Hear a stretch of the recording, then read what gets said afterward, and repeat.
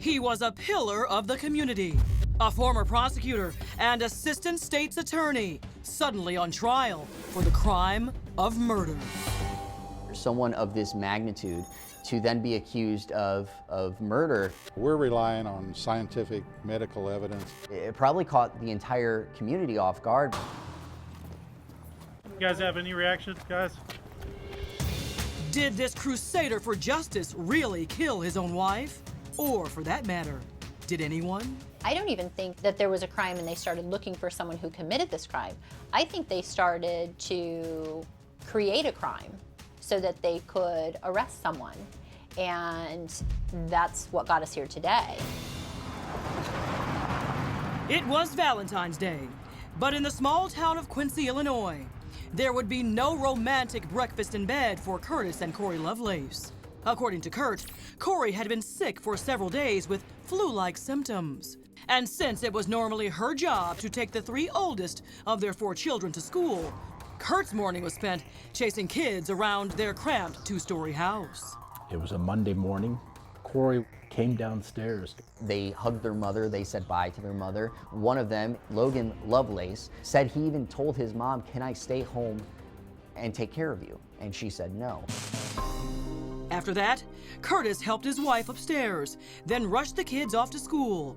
Just the beginning of what would be a very long day.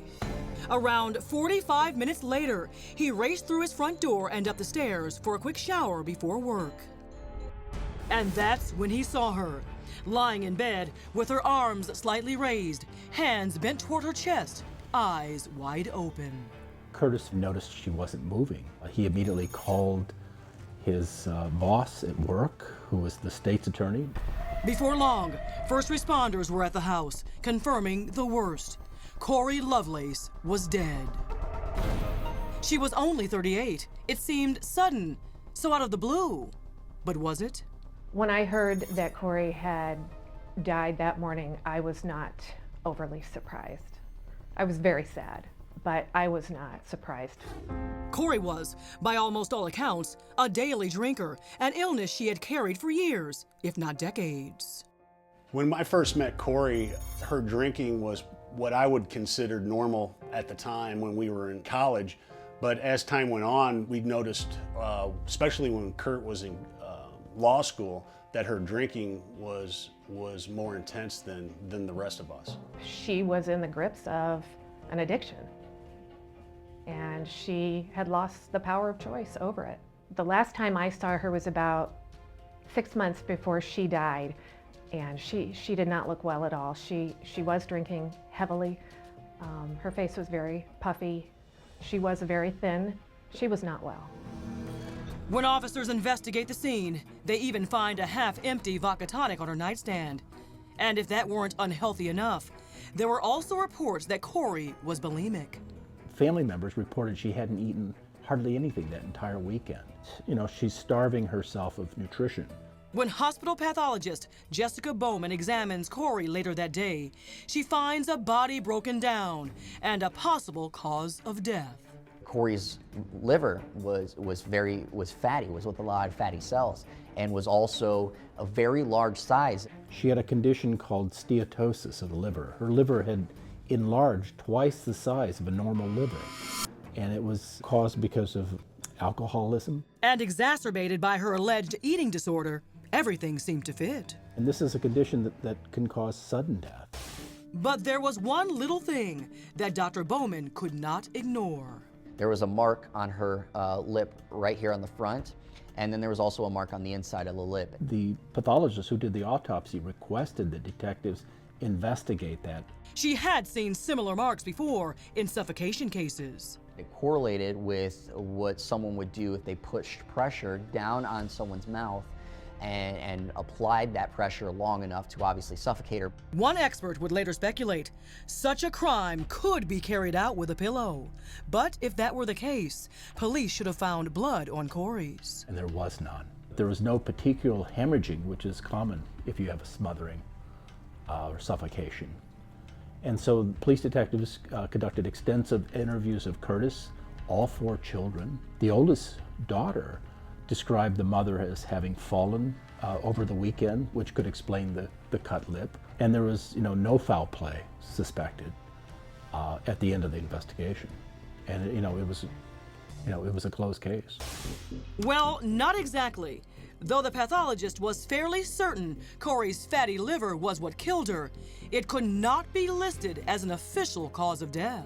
There was no exact cause that could be pointed to. When you have a stroke, for instance, you have evidence of a blood clot that would cause someone to die.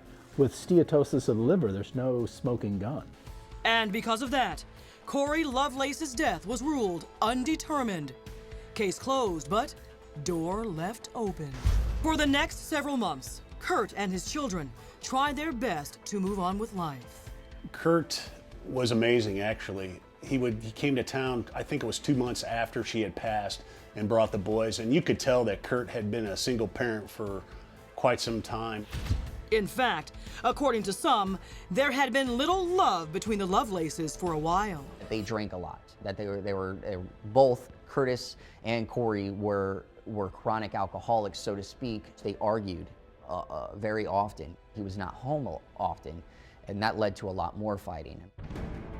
So maybe that's why it wasn't a huge shock to friends when roughly 6 months after Corey's death, Curtis started dating again, and 2 years after that, he remarried. But it was a tumultuous second marriage, and 6 years after the vows, they divorced. Once again, Curtis wasted no time moving on, but this time things seemed different. My husband and I went to school together. He was my high school homecoming date. Third time's the charm.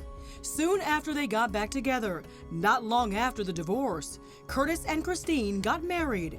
Christine even adopted Kurt's kids. There was a portion of our wedding that we called the family ceremony, and each one of our children stepped into a circle and made a commitment to our family.